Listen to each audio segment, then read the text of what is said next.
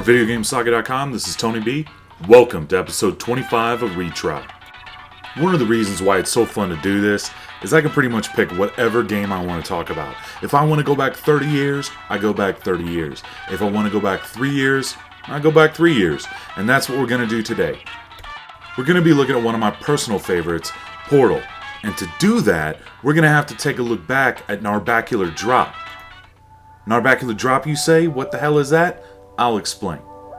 Narbacular Drop is a freeware PC game released in 2005 by DigiPen. The unusual title of Narbacular Drop comes from the fact that the developers wanted a word, just a nonsense word, that would only lead to them on Google searches. The plot surrounds Princess No Knees, so named because she can't jump. Wait, that's awesome. Rad Spencer, we got you a girlfriend. She's kidnapped and trapped by a demon and put in a dungeon named Wally, who just happens to be sentient. Wally gives Princess No Knees the chance to make portals, one red and one blue, to escape the dungeon and defeat the demon. Employees of Valve were so impressed with Narbacular Drop that they actually hired its entire development team to work on its spiritual successor, Portal. Looking at these screenshots from Narbacular Drop, it's clear to see where the core gameplay elements of Portal came from. Although the plots are completely different, the premise is still the same. Use the portals, overcome the challenges. Now let's talk about Portal. It was released in late 2007 on the PC, PS3, and Xbox 360 as part of the Orange Box, which also included Half-Life 2 Episode 2 and Team Fortress 2 as well. Normally when I talk about a game, it's been out for 20 years, but this is kind of an exception for me. My goal has always been to discuss a game and then talk about some trivia that you may not have ever heard of. In doing so, though, there are going to be spoilers. Excellent. Please proceed into the chamber lock after completing each test. The main character of the game is a woman named Chell, who, is just a normal-looking woman who has springs on her feet to keep her from dying from long falls. I will say, though, in-game sometimes she looks a little confused and bizarre. You decide for yourself. There are two other characters in Portal, the first being GLaDOS, which is the computer, which is your main source of information throughout the game. Perfect. Please move quickly to the chamber lock, as the effects of prolonged exposure to the button are not part of this test. The other character I'd like to mention is the one that you never see, and definitely one of the coolest aspects of this game. It's the unknown player that went on ahead of you.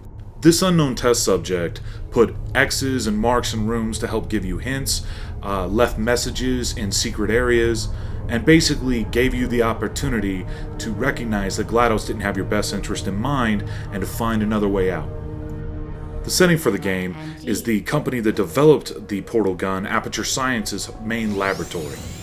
You appear to be the only one left alive in this laboratory for reasons that will be explained later in the game. The computer GLaDOS has you progress with the portal gun through increasingly difficult levels with the idea of getting as much test data on the gun as possible. While safety is one of unbelievable, you, Subject name here. must be the pride of. Subject hometown here. I have to give a lot of props here to Ellen McLean. She was the voice of the GLaDOS computer.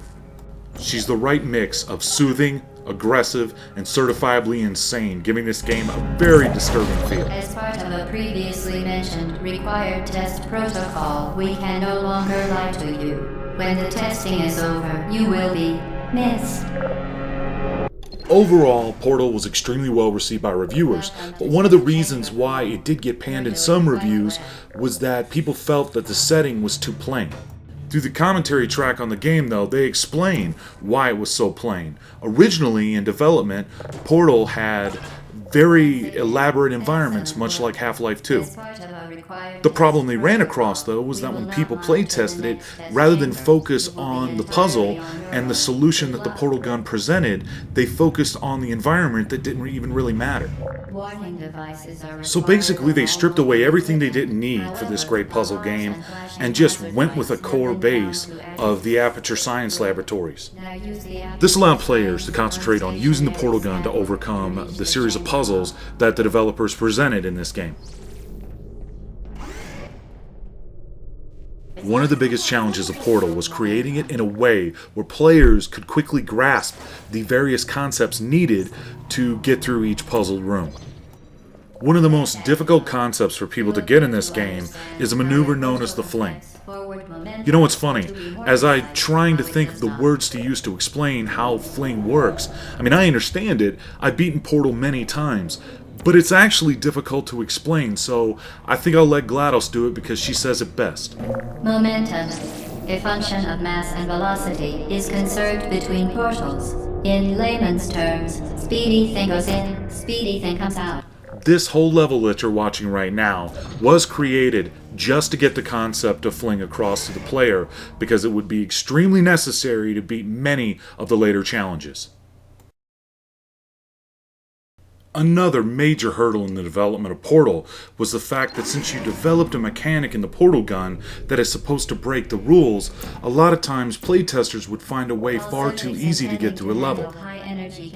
Developers made the decision that if it was something too obvious, they would make a change that the level would maintain its puzzle and challenge.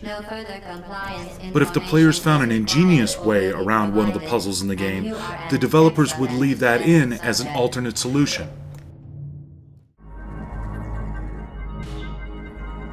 As you approach the end of the game, two things become readily apparent. First of all, GLaDOS the computer is not the assistant that you thought she was, rather the villain of Portal. At the beginning of the game, she's exceedingly helpful, almost playful, and at the end of the game, she issues threats and is almost menacing. Secondly, it becomes increasingly clear why there's no one else alive in this laboratory with you. GLaDOS claims to have killed them all with a deadly neurotoxin.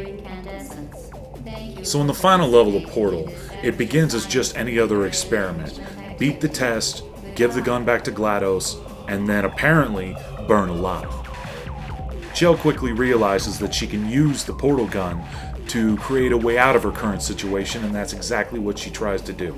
Escaping the final test, you then go behind the scenes and you get to see a more traditional first-person shooter environment while still using the portal gun.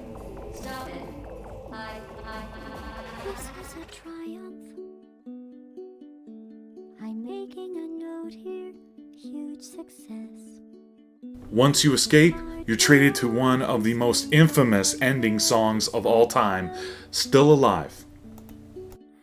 I've included the whole version of that song separately. If you've never heard it, it's one of the best video game songs of all time. It was written by Jonathan Colton, and it is sung by Ellen McLean, the voice of GLaDOS, who just happens to be a classically trained operatic soprano.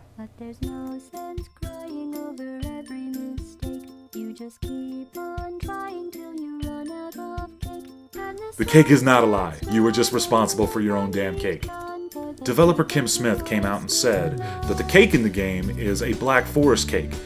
They saw it at the Regent Bakery in Redmond, Washington, where the game was being developed, and they felt it looked the coolest out of all the cakes. It's included as an Easter egg within the game, and its recipe is scattered on the very screen showing lines of binary code. So I guess if you know that, you can make yourself an awesome cake, and it won't be a lie. Okay, so if you're ready to put yourself to the test, as I said before, Portal was released on the PC, the PS3, and the Xbox 360. It's definitely worth checking out. It's worth getting with the orange box or all by itself.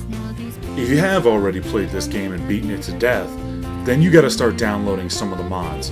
There's a pretty dedicated mod community contributing new levels and new rules and new challenges to overcome if you're interested. The experiment is nearing its conclusion.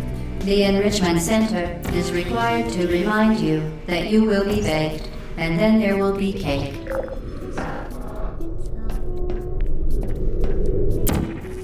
Thanks for watching. For VideoGameSaga.com, this is Tony B, and I'm out.